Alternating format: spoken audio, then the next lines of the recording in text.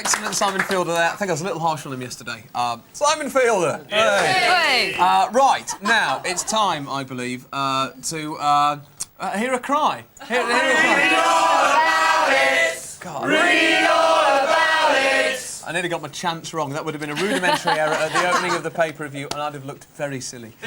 OK, let's have a look at the headlines, Tania, shall we? Let's. Here's today's headlines. We'll start with the Daily Telegraph, held by Patrick there, star of new film Almost Famous. You can see him there. Hello. That's a great film. Great new film coming out. Oscar contender, all that sort of thing. We'll talk to him later. OK, Daily Telegraph. Britain takes a battering.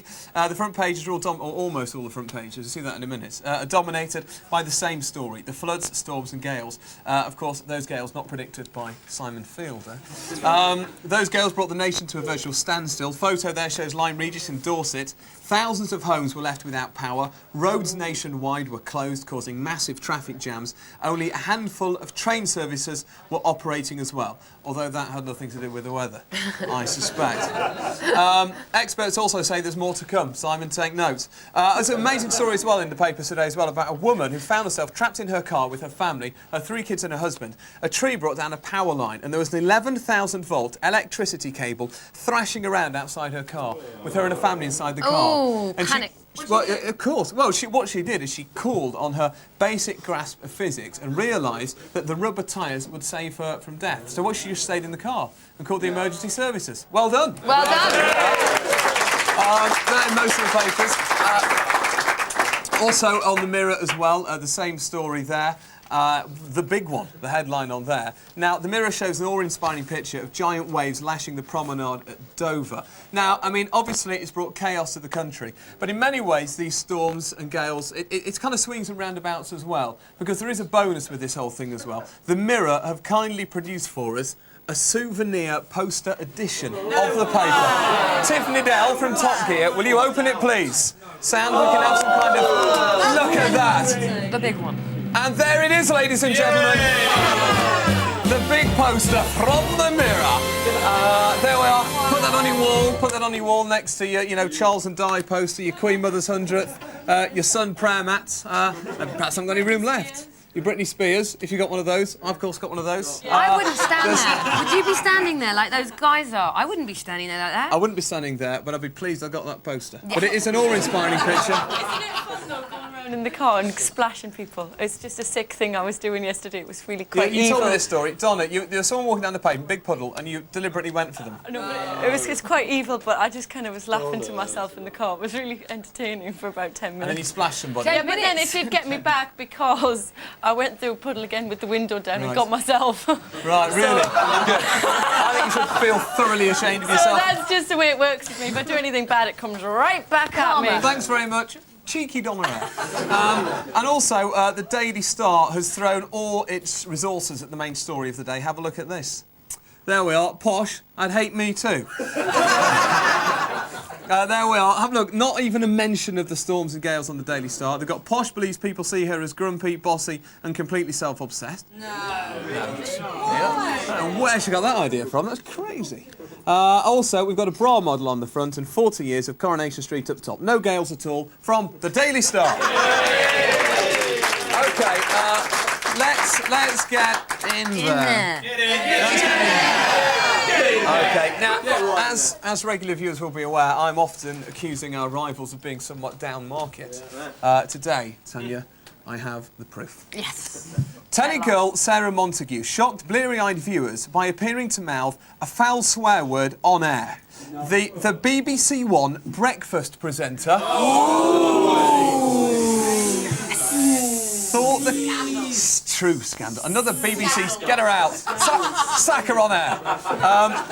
The BBC One breakfast presenter thought the cameras were off her when she seemed to mutter the expletive. But last night, but get this. Last night, BBC bosses replayed the clip and then claimed that she actually said 4 coffees. Very good. That's interesting. Just in case viewers weren't sure what we're talking about, I think we're actually going to put the actual word up on the screen. I think we've got an Aston. There it is. There's what she actually said. Hope that clears it up. Now, at the BBC, I think this is what happened. I've worked at the BBC and I know that there's departments for everything. If you want a post-it note, there's a post-it note department at the BBC. Tiffany Dale will confirm that as a BBC person. So, and of course, there's a department for expletives as well. So I think this is what happened. 7:14, Sarah Montague mutters this expletive on air. 7:15, the call goes into the Department of Expletives. I imagine it to be a darkened room, a bit like the CIA, something that even Oliver Stone doesn't know about. People facing mirrored walls, quarter-inch reels going round. Lads, we got a problem. They're probably there working through the night. The Sun are on the phone saying, we need a quote. And they're there together saying, hey, what could she have said? Let's look at it again. Let's look at it. Let's look at the lip sync. What could she have said? Maybe it was Fatima Whitbread. No. Maybe French bread. No, that doesn't work. And then I imagine a child walks in and says, anyone want a drink? And they go, yeah, 4 coffees. Hey, hang on a minute. I've got it. 4 coffees. Actually, there is something that kind of undermines this claim by the BBC that she said 4 coffees as well, because in this piece on BBC Breakfast News, at the time, Anne Widdecombe was being interviewed. So I suspect it wasn't 4 coffees at all.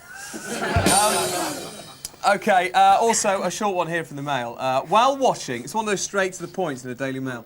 While watching Reggie Cray's funeral, I noticed there were 6 black horses drawing the hearse.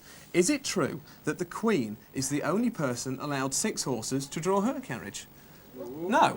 So I'll clear that one up for you. No, she isn't. As you'll have seen when you observed Reggie Cray's funeral. And I just want to do one more very quickly, please, Jeremy. I actually want 2 more. Also in the 3 AM page today as well. Anthea's book has been a flop. It's in the bestseller chart. Can I have a drum roll? Her book, her autobiography, is actually at number 531.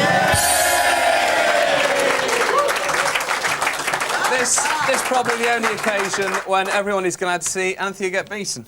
I think we're going to go to the outside broadcast. I was going to show you that, but there, have a look. This is what Coronation Street stars would look like in 40 years' time. Just a little joke in the Daily Star. Here's the characters. Sarah Lou, that's her in 40 years. There's Tyrone in 40 years. Down here, Toya in 40 years. And can we just go to the still store for Ken Barlow in 40 years' time? Go to the next one. Finally, Ken Barlow in 40 years' time. Nice to see he's kept his hair. All right, that's the newspapers. Thank you. Thank you very much, Richard. Bacon at its best. Right, I think it's time now to go outside and see what's going on with the Green Man. Oh, hello. Yes, thank you very much indeed. We're here in Southampton. Earlier on, I knocked on some doors because it's Halloween tonight and asked some people to play our very spooky little game. It's a little game I've simply called this. Spooky McLean's Scary Surprises. Yes, indeed. We've got our 3 contestants here who are going to play the game. Good morning. Good morning. How are you? I'm fine, thank you. What's your name? Trina. And what do you do for a living, Trina? A housekeeping assistant. You were working nights, weren't you? I was, yes. And you saw us getting ready. Yes. Do you like the big breakfast? Great. OK, well, thank you very much indeed for playing. OK, contestant number 2, what's your name? Andy. All right, Andy, what do you do for a living? Unemployed. Unemployed. Halloween tonight, big night. Yeah. Will you be busy tonight? Yeah, taking all the kids around. You won't be putting a mask on? Yeah. Oh, I thought the one you've got on is lovely. All right. Yeah. That's nice. It frightened me. OK, and our 3rd and final contestant, my hat's gone now. All right, gorgeous, what's your name? Jenny. OK, Jenny, what do you do for a living? I'm a housewife. OK, here we go. Please take your places. What we've got over here are some bowls of custard. Inside the bowls of custard are some scary spiders. What you have to do is put your hands behind your back, and I'll say on your marks, get set, go, and then, God, look at that, it's a miracle. That it blew off and it's back on. OK, that's spooky, that, isn't it? Yep. Right, here we go. All you have to do is get it out without using your hands, OK? The first 2 people will go through to the next round. Now, yesterday we gave away a telly and a video. Today we'll be giving away a great prize. He ran right in shot then. That's it, John. You drag him out. Well done, John. OK. On your marks. By the way, we're playing for a big prize. Give me a big woo. Thank you very much indeed. You really want to win this, don't you? Yep. Yeah, OK. It's a good prize. On your marks. Get set. Go for it. Get your hands right in. That's it. Get your hands right in. That's it. That's it. Get it right in. Get it in there. No, it's in there somewhere. That's it. Use your heads. That's it. That's it. Yes, there's one. We need another one. Yes, cheers! Give a big round of applause. Stop. Come over here. Because unfortunately, he didn't do too well. What's your name again? Jenny. Jenny, look to everybody. That's what Jenny did. Did you enjoy yourself? Brilliant. OK. Give a nice round of applause to Jenny. Come over here, you 2. OK. Hold on a minute, you've cleaned your faces. Dip them back in the custard. Dip your faces back in the custard. Quickly, quickly, because you're not allowed to clean your faces. Right, bring your faces over here. OK, that's what I want to see. Inside there is another spider. The first person to get it out, they will do anything. They are nuts. The first person to do anything to get it out, sorry, will win the prize. On your marks. Get set. Are you ready, everybody? Go! Quickly, that's it. Get it in, get it in. That's it, that's it. Keep going. It's in there somewhere. That's it. Pull it out. The first winner, pull it out. It's going to be the winner. Yeah, pull it out. Give me a big woo. Big woo. Woo. Big woo. Woo. He's the winner. Congratulations. Come here. What's your name? Andy. Andy, are you ready for your prize? Yeah. Do you know what it is? No. Andy, come over here, because Andy, you have won your weight in pumpkins! Yeah! All those, Andy, are yours. How do you feel? Great. Hey, do you like pumpkins? Yeah. Well, you do now. Thank you very much for taking part. Oh, Richard, what fun I'm having today. But right now, it's back to the house. Thanks very much. Obviously, been some minor budget cuts in terms of prizes we give away on the outside broadcast these days. But I imagine he couldn't really speak because he's got his mouth full of gunk. But he's obviously, Mike, a very grateful man. He told me before that one thing he likes more than anything is pumpkins. Yes, in many ways, we've touched someone's life and made their day, and that makes us. I think that makes us all feel that much better. Thank you very much, Mike Mclean.